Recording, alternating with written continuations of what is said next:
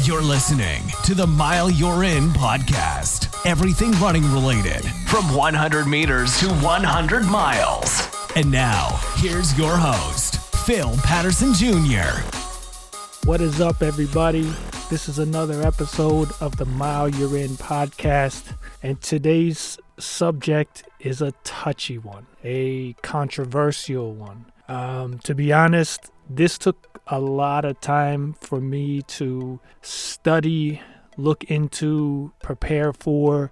I didn't want to just spit out opinions. I wanted to have facts. And you know how our smartphones work today. If you even think something, all of a sudden Google pops up, Facebook pops up, anything pops up and shows you links and ads and everything related to that topic. So as I looked at more and more articles and videos and listened to podcasts and interviews, I feel like I've gathered enough information that I can at least talk about this and have it be more factual and less opinionated. I initially reached out to a lot of elite and sub-elite runners. As expected, only one was really willing to come on the show and talk about it and discuss it, but things, just didn't work out time-wise, schedule-wise. So here I am, kind of just doing it on my own, but prepared and not just winging it. Basically, the topic is transgender athletes in women's sports. I'll be honest, when I first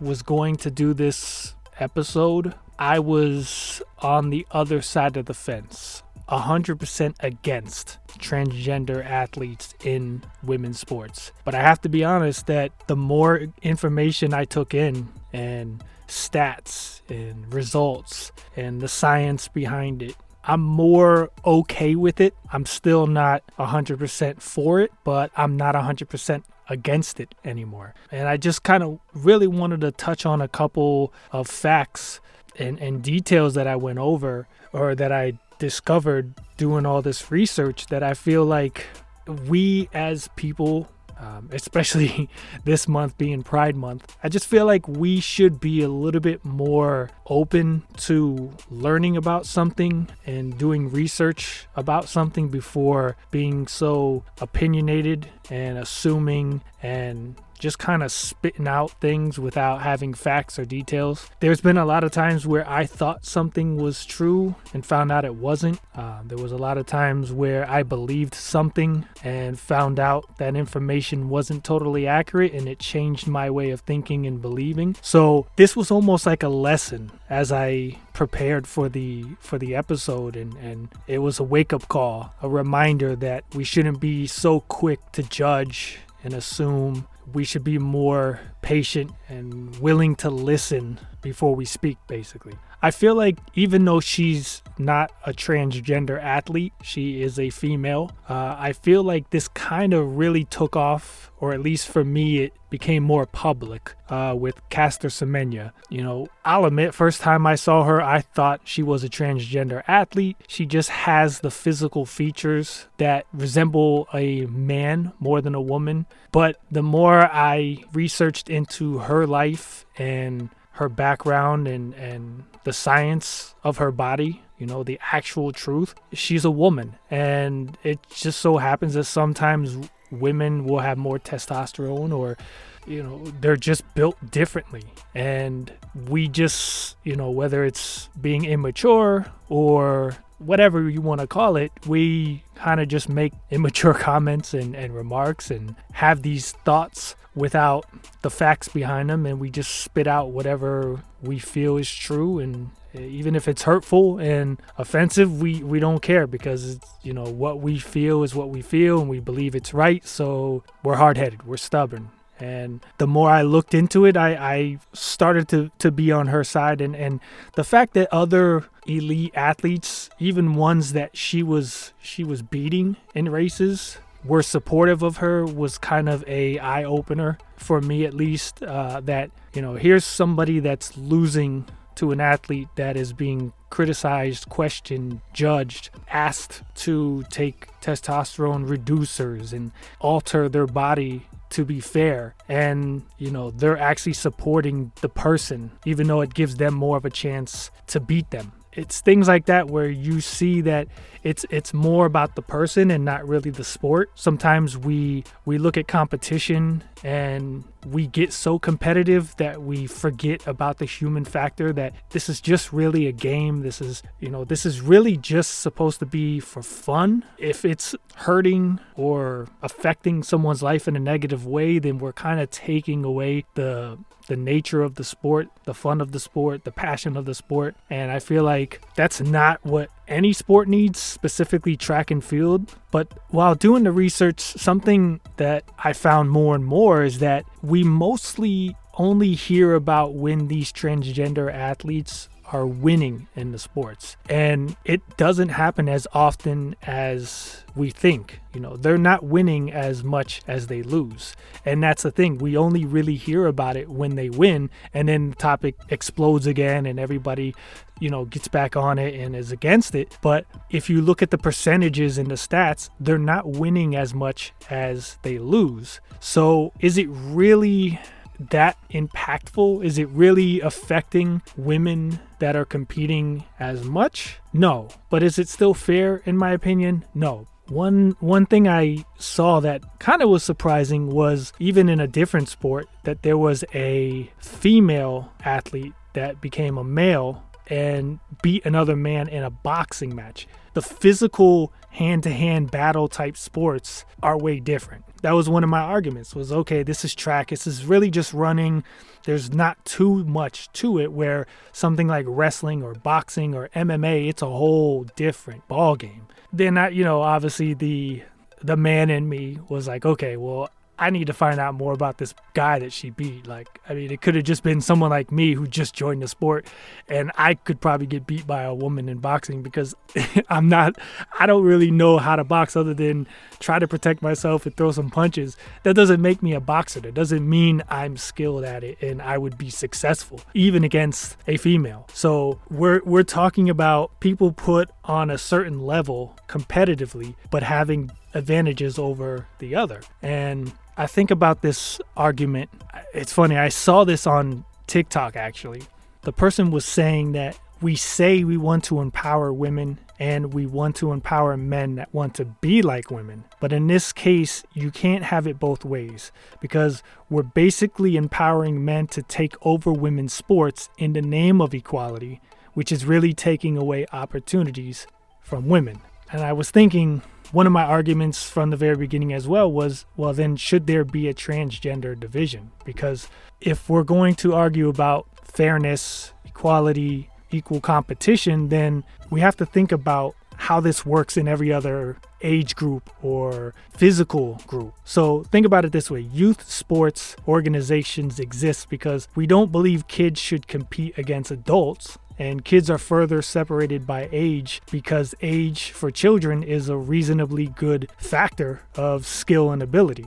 Yes, there are the few that are going to stand out because they have those what we now call freakish attributes. The LeBron James, the Derrick Henrys, whoever you can think of, that they're so much bigger and faster and stronger than the normal person, the normal kid of their age, or the females. We look at Serena Williams and we think, wow, she's huge. She's so much stronger and faster. It's almost unfair, but there's nothing about her that drug tests have found is cheating. It's just her natural gift that she was blessed with physically. And that's the thing, is that going a step further, organizations like the Special Olympics and Paralympics exist to provide opportunities for people with physical and mental disabilities so they could participate meaningfully and compete against people with similar skill sets. So if we're looking at it in the end, whether you're for it or against it, there has to be that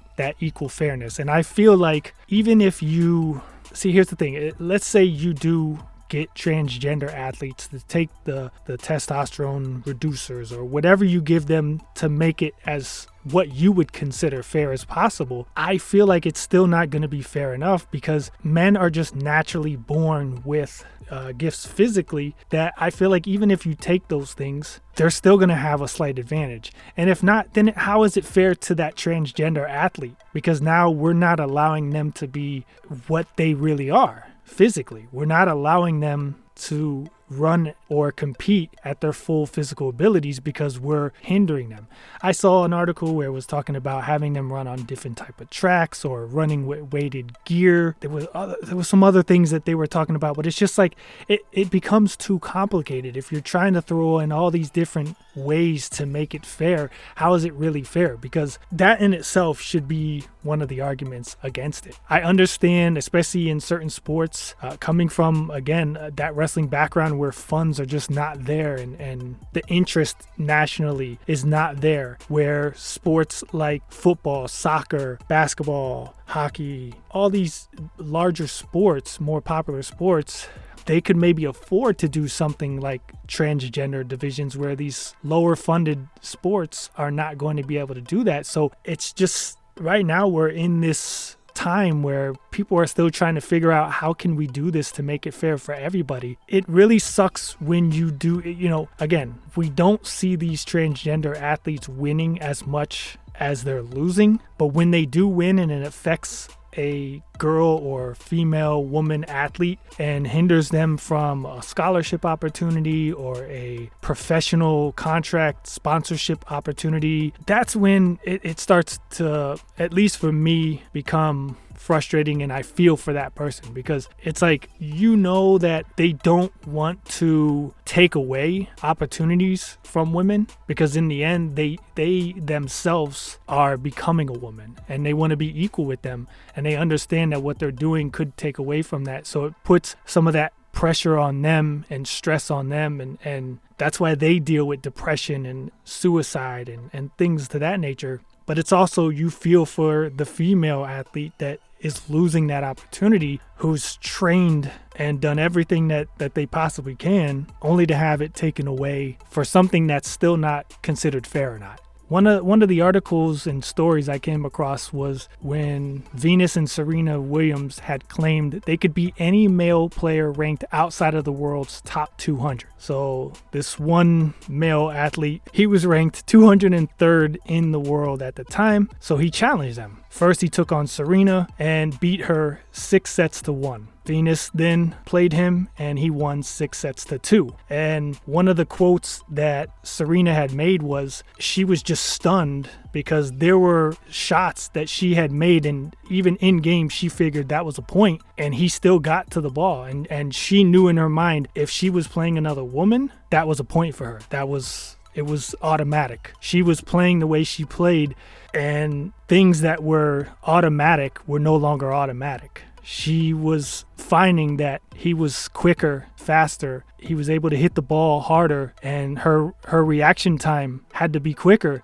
It's just all the functions that go into tennis. The man, even though he was 203rd in the world, was beating the number 1 and number 2 female athletes. It's kind of the type of stats and facts you need to find and research to realize that, again, men are just gifted physically different than women. See, one of the things that I came across that was more geared towards just the build of us as humans and less about the sport factor was that sex is a label that you're assigned by a doctor at birth based on the genitals you're born with and the chromosomes you have. It goes on your birth certificate for a reason. You're born male or female. Gender, on the other hand, is much more complex. It's a social and legal status, a set of expectations from society about behaviors, characteristics, and thoughts. Each culture has standards about the way people should behave based on their gender. This is also generally male or female, but instead of being about body parts, it's more about how you're expected to act because of your sex. Gender identity is how you feel inside and how you express your gender through clothing, behavior, and personal appearance. It's a feeling that begins very early in life. What they're saying is, again, because you call yourself a male or a female, what were you born with? What physical features were you born with? You still have your physical features that make you male or female. So if you're going to make physical changes to your body, whether it's surgery or medications, avenues you can take to become more male or female and then enter that transgender category, then it opens up a whole new category. In the end, from someone who dealt with depression, stress, suicidal thoughts for different reasons, if somebody feels a certain way and wants to live a certain lifestyle, but they're so harassed and ridiculed and chastised that it puts them in a position that they want to take their life, then I'm against it. Because who are we to tell somebody they can't live a certain life? It's their body, it's their mind, it's their life. They can do what they want. If it's not hurting somebody, what does it matter? Why does it matter? And that's the thing. Even if they are taking, like I said earlier, they might win something that takes an opportunity away from a female athlete. It's not life-threatening. You know, if you do lose a sponsorship, sure, you're not going to get the financial opportunity and blessing that you would if you got that sponsorship. But is it really that impactful in your life that you are going to become homeless all of a sudden because you didn't get that sponsorship? No, you're still doing what you did on an everyday basis. That sucks, but you still have other opportunities. You can still keep competing and have a chance to still earn that sponsorship or that scholarship. There's a reason there's walk-ons, and collegiate sports don't just go off of scholarships and recruiting, because it's one of those things where if you're still putting in the work and you're competing and you're putting yourself out there as an athlete, somebody's going to see you if you have the skills and the results and the stats to prove that you're successful, and they can see that you have that potential. They're going to give you a chance. So in the argument of fairness and equality, specifically transgender athletes in women's sports, I feel like just shutting it down because of those words, transgender athletes in female sports, it's being immature and closed-minded. You're not being fair and you're not being open-minded to learn and find out the actual facts behind everything that goes into it. If you had a majority, I won't even say like a percentage, but let's just say you had a majority of the elite female athletes in professional sports saying, no, we're not going to compete against a transgender athlete, I feel like things would be different. But the fact that they're still towing the line with them and competing with them and proving that they can still compete with them based on the rules that these organizations have come up with, we should be more willing to accept that and say, okay, until we can figure out a better way to make this more equal and fair, we got to accept what we have. With everything going on in the world right now, you see how COVID affected sports and things were changed on the go. And even throughout the seasons in each sport, rules were changed and things became more lenient and things became more strict. It is what it is. We have to remember that this is all brand new to us. And every day we learn a little bit more. And until we have enough information and enough science to make it as fair as possible and equal as possible, we just have to take what opportunities we have and make the best of it. And I'm behind, again, anyone who feels a certain way about themselves and wants to make whatever changes, as long as I feel like they are mature enough. Because I see a lot of stuff on social media, and I think social media itself is influencing a lot of people's decisions about who they are.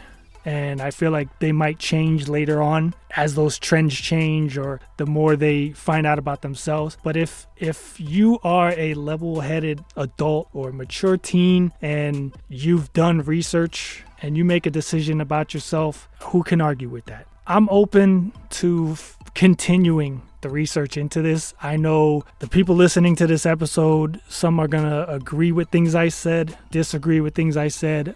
Again, I tried to make this as factual as possible because I didn't want it to be some guy just blurting out opinions, and everyone is being affected by this in one way or another. All they really want is fairness. Women are already fighting with men as it is for equality when it comes to sports. with pay and media opportunities, sponsorship opportunities, to have a whole nother factor come into play that could affect, their profession, their career. It sucks. But again, if we're really being fair, we have to be fair to everybody. At the end of the day, maybe I opened some minds and some of you will look into the topic a little bit more. Maybe like me, you'll change your mind on some things. Maybe you won't. But I'm definitely open to continuing the conversation with anybody. If you reach out to me, I'd love to have the conversation and find out more, because there may be things that some of you know about that I haven't discovered yet in these articles. I'm interested to see where this goes and what happens. But until then, again, I'm accepting what these organizations are coming up with based on science, and athletes are agreeing to compete with according to the rules. So until the next episode, try to treat each other equally, fair, with respect, with love. Treat them how you'd want to be treated. Be open-minded. We're all different. We come from different backgrounds. We all have different experiences. There's so much hate in this world. Let's do our best to reduce that as much as possible. Thanks for listening to the Mile You're In podcast. If you enjoyed it, make sure to like, share, and subscribe. Check out previous episodes and more at heelstriker954.com.